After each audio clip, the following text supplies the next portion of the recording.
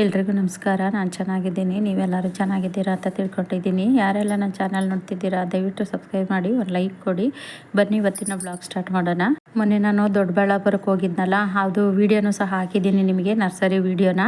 ಅಲ್ಲಿ nursery video ಎಲ್ಲ ಮಾಡಿಕೊಂಡು ಬರಬೇಕಾದ್ರೆ ಅಲ್ಲಿ ರೋಡ್ ಸೈಡಲ್ಲಿ ಜಮೀನಲ್ಲಿ ಇದನ್ನು ಹಾಕಿದ್ರು, ಹೂದು ಬಟನ್ಸ್ ಹೂವೆಲ್ಲ ಹಾಕಿದ್ರು, ಅಂದರೆ ಕಲರ್ ಎಲ್ಲ ಹಾಕಿದ್ರು. ಹಾಗೆ ನಿಮಗೂ ಸ್ವಲ್ಪ ತೋರಿಸೋಣ ಅಂತ ಅಂದ್ಬಿಟ್ಟು ವೀಡಿಯೋ ಮಾಡ್ಕೊಂಡ್ವಿ.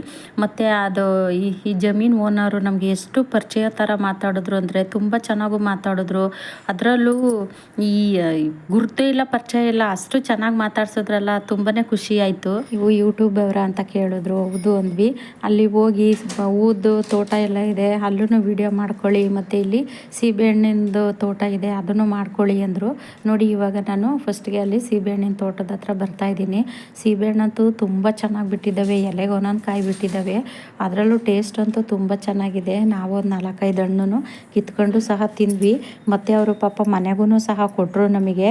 ಅವರೇನು ತೋಟಕ್ಕೆಲ್ಲ ಬಂದಿರಲಿಲ್ಲ, ಅವ್ರ ಮನೆಯಲ್ಲೇ ಇದ್ದರು, ನಾವು ಮಾತ್ರ ತೋಟದ ಹತ್ರ ಬಂದಿದ್ವಿ. ಅದರಲ್ಲೂ ನೋಡಿ ಗುರ್ತಿಲ್ಲ, ಪರಿಚಯ ಇಲ್ಲ, ಅದರಲ್ಲೂ ಸಂಬಂಧಿಕರು ಅಲ್ಲ, ಒಂದು ರಿಲೇಷನ್ನೂ ಅಲ್ಲ, ಅಷ್ಟು ಚೆನ್ನಾಗಿ ಮಾತಾಡಿಸಿ ನಮ್ಮನ್ನು ನೆಕ್ಸ್ಟ್ ಈ ಕಡೆ ಬಂದಾಗೆಲ್ಲ ಬನ್ನಿ ಅಂತಲೂ ಸಹ ಹೇಳಿದ್ರು. ಆಯಿತು ಅಂತ ಅಂದ್ವಿ. ಅಲ್ಲಿ ನೀವು ಸೀಬೆಹಣ್ಣಿನ ತೋಟದೊಳಗಡೆ ಹೋದ್ವಿ. ನೋಡಿ ಎಷ್ಟೊಂದು ಚೆನ್ನಾಗಿದೆ ಸೀಬೆಹಣ್ಣು ತೋಟ ಎಲ್ಲ. ಅಲ್ಲಿ ನಾವು ಸ್ವಲ್ಪ ಸೀಬೆಹಣ್ಣೆಲ್ಲನೂ ಕಿತ್ಕೊಂಡು ಸಹ ತಿಂದ್ವಿ. ಅಂದರೆ ಸೀಬೆಹಣ್ಣು ಅಂದರೆ ಪಿಂಕಲ್ಲೂ ಇತ್ತು ಮತ್ತು ವೈಟಲ್ಲೂ ಇತ್ತು, ತುಂಬ ಚೆನ್ನಾಗಿತ್ತು ಟೇಸ್ಟ್ ಅಂತೂ. ನಾವು ದುಡ್ಡು ಕೊಟ್ಟು ತಿಂದ್ರೂ ಸಹ ಅಷ್ಟೊಂದು ಟೇಸ್ಟೇ ಇರೋಲ್ಲ. ನೋಡಿ ಅಲ್ಲಿ ನಾನು ತಿಂತಾಯಿದ್ದೀನಿ, ನೋಡಿ ತುಂಬ ಚೆನ್ನಾಗಿತ್ತು ಸೀಬೆಹಣ್ಣು. ಕೆಲವೊಂದೊಂದು ಸತಿ ನಮ್ಮ ಸಂಬಂಧಿಕರೇ ನಮಗೆ ಮಾತು ಆಡ್ಸೋದಿಲ್ಲ, ಅಥವಾ ಈ ಥರ ಏನೋ ಒಂದು ಕೇಳೋದೇ ಇಲ್ಲ. ಅಂಥದ್ರಲ್ಲೂ ಪಾಪ ಇವ್ರು ಯಾರೋ ಗೊತ್ತೇ ಇಲ್ಲ, ನಾವು ಸುಮ್ಮನೆ ಅಲ್ಲಿ ಹೋಗಿ ವೀಡಿಯೋ ಮಾಡ್ಕೊಳ ಅಂತ ಹೋಗ್ತಾಯಿದ್ವಿ. ಅವಾಗ ಅವರೇ ಕೇಳಿದ್ರು, ವೀಡಿಯೋ ಮಾಡ್ತಿದ್ದೀರಾ ಅಂದರು. ಹೌದು ಅಂದಿದ್ದಕ್ಕೆ ಅವರು, ನೀವು ಯೂಟ್ಯೂಬರ್ ಅಂತ ಕೇಳಿದಾಗ ಹೌದು ಅಂದಿದ್ದಕ್ಕೆ ಸರಿ ಮಾಡ್ಕೊಳ್ಳಿ ಅಂತ ಅವರೇ ಹೇಳಿದ್ರು. ಇಲ್ಲೆಲ್ಲ ಸೀಬೆಹಣ್ಣು ತೋಟ ಎಲ್ಲ ಇದೆ, ಹೋಗಿ ಮಾಡ್ಕೊಳ್ಳಿ ಅಂತ. ನೋಡಿ ಎಷ್ಟೊಂದು ಚೆನ್ನಾಗಿ ಸೀಬೆಹಣ್ಣೆಲ್ಲ ಬಿಟ್ಟಿದ್ದಾವೆ. ನಾನು ಅಲ್ಲಿ ಒಂದು 4-5 ಕಿತ್ಕೊಂಡ್ವಿ. ನೋಡಿ ತುಂಬ ಚೆನ್ನಾಗಿದೆ. ಎಷ್ಟು ಚೆನ್ನಾಗಿತ್ತು ಅಂದರೆ ಸೀಬೆಹಣ್ಣು ತುಂಬ ಟೇಸ್ಟಾಗೂ ಇತ್ತು. ಹಂಗಾಗಿ ಸ್ವಲ್ಪ ನಾವು ಮನೆಗೂ ಸ್ವಲ್ಪ ತಗೊಂಡ್ವಿ, ಅಲ್ಲೂ ಒಂದು 2-3 ತಿಂದ್ವಿ.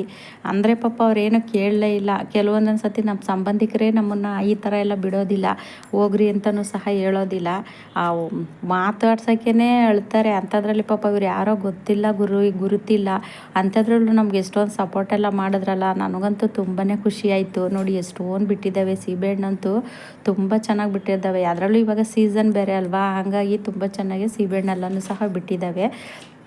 ಅಂದರೆ ಇದು ಮೇನ್ ರೋಡಲ್ಲೇ ಇರೋದು. ಅಂದರೆ ಅವರೂ ನರ್ಸರಿಗೆಲ್ಲ ರೆಡಿ ಮಾಡ್ತಾರಂತೆ.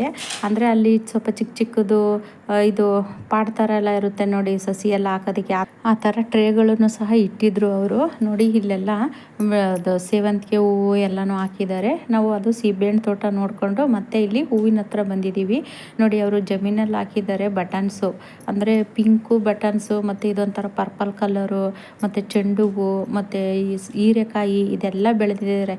ಹೆಚ್ಚಾಗಿ ಈ ಊರು ಸೈಡೆಲ್ಲ, ದೊಡ್ಡಬಳ್ಳಾಪುರ ಸೈಡೆಲ್ಲ ಹೂವು ತರಕಾರಿ ಎಲ್ಲ ಹೆಚ್ಚಾಗಿ ಬೆಳೀತಾರೆ ಅನಿಸುತ್ತೆ. ಹಾಗಾಗಿ ನೋಡಿ ಎಷ್ಟೊಂದು ಚೆನ್ನಾಗಿದೆ. ನಮಗಂತೂ ನೋಡ್ತಿದ್ರೆ ತುಂಬಾ ಖುಷಿ ಆಯಿತು. ನಾವು ಅಲ್ಲಿ ಸ್ವಲ್ಪ ಫೋಟೋ ಎಲ್ಲ ತಗೊಂಡ್ವಿ, ಮತ್ತು ವೀಡಿಯೋನು ಮಾಡ್ಕೊಂಡ್ವಿ, ನಿಮಗೂ ತೋರಿಸ್ಬೇಕು ಅಂದ್ಬಿಟ್ಟು ವೀಡಿಯೋ ಎಲ್ಲನೂ ಮಾಡಿಕೊಂಡೆ ನಾನು. ತುಂಬ ಚೆನ್ನಾಗಿದೆ. ಪಾಪ ಅವರು ನಮಗೆ ತುಂಬ ಚೆನ್ನಾಗೂ ಮಾತಾಡ್ಸಿದ್ರು. ನನಗೆ ಇದ್ರ ಸಸಿಗಳನ್ನೂ ಸಹ ಕೊಟ್ಟಿದ್ದಾರೆ, ತಂದು ಹಾಕಿದ್ದೀನಿ ನನ್ನ ಗಾರ್ಡನಲ್ಲಿ. ಚೆನ್ನಾಗೂ ಬಂದಿದ್ದಾವೆ ಅವು, ಈ ಬಟನ್ಸ್ ಹೂವು. ಇವೇನಿಲ್ಲ, ಈಸಿಯಾಗೂ ಬೆಳೆಸ್ಕೋಬೋದು. ನಾವು ಇಲ್ಲಿ ಮಾರ್ಕೆಟಲ್ಲೆಲ್ಲ ಈ ಬಟನ್ಸ್ ಹೂವನ್ನ ತಗೊಬಂದು ಅದು ಒಣಗಿರೋದನ್ನು ಒಂದು ಉದುರಿಸಿದ್ರೂ ಸಾಕು ಬರುತ್ತೆ. ನಾನು ಲಾಲ್ಬಾಗಿಂದನೂ ಸಹ ಬೀಜ ಎಲ್ಲ ತಂದು ಹಾಕಿದೆ, ಅದು ಯಾಕೋ ಬರಲೇ ಇಲ್ಲ. 2-3 ಸರಿ ತಂದು ಹಾಕ್ತೆ, ಬರಲಿಲ್ಲ. ಅದಕ್ಕೆ ಮತ್ತೆ ಸುಮ್ಮನೆ ಆಗ್ಬಿಟ್ಟೆ, ಮತ್ತೇನು ಅದು ಹಾಕೋಕ್ಕೆ ಹೋಗಲಿಲ್ಲ. ಮತ್ತು ನೋಡಿ ಇದು ಚೆಂಡು ಹೂವು, ಚೆಂಡು ಹೂವು ಅಷ್ಟೇ ತುಂಬ ಚೆನ್ನಾಗಿ ಬಿಟ್ಟಿದ್ದಾವೆ. ಅಂದರೆ ನೋಡಿದೆ ನಾನು ಅದರಲ್ಲಿ ಒಣಗಿರೋ ಅಂಥ ಹೂವೆಲ್ಲನೂ ಬೀಜ ಇದೆಯೋ ಏನೋ ಅಂತ, ಅಂದರೆ ಆಗಿಲ್ಲ, ಅದು ಸುಮ್ಮನೆ ವೇಸ್ಟು, ನಾವು ಕಲೆಕ್ಟ್ ಮಾಡ್ಕೊಬಂದ್ರೂ ವೇಸ್ಟು. ಹಾಗಾಗಿ ನಾನೇನು ಅದು ಬೀಜ ಏನೋ ತಗೊಳ್ಳಿಲ್ಲ ಅದ್ರದ್ದು. ನೋಡೋಣ ಅಂತ ಅದು ಬಟನ್ಸ್ ಹೂವಿಂದು 1-2 ಬೀಜ ಒಣಗಿರೋದನ್ನ ತಂದು ಹಾಕಿದೆ, ಯಾವೂ ಬರಲಿಲ್ಲ. ಅದು ಅವರು ಸಸಿಗಳನ್ನ ತಂದು ಹಾಕ್ತಾರೆ ಅನಿಸುತ್ತೆ, ಹಾಗಾಗಿ ಚೆನ್ನಾಗಿ ಬಂದಿರುತ್ತೆ ಅಷ್ಟೇ. ಈ ಗಾರ್ಡನ್ ಮಾಡೋರಿಗಂತೂ ಎಲ್ಲೇ ಒಂದು ಹೂವಿನ ಗಿಡ ಕಂಡ್ರೂ ಅದನ್ನು ತಗೊಬಂದು ಹಾಕಬೇಕು ಅಂತ ಆಸೆ ಇದ್ದೇ ಇರುತ್ತೆ. ಅದೇ ಥರನೇ ನಾನು ಟ್ರೈ ಮಾಡಿದೆ, ಅದು ಯಾಕೋ ಸರಿ ಬರಲಿಲ್ಲ.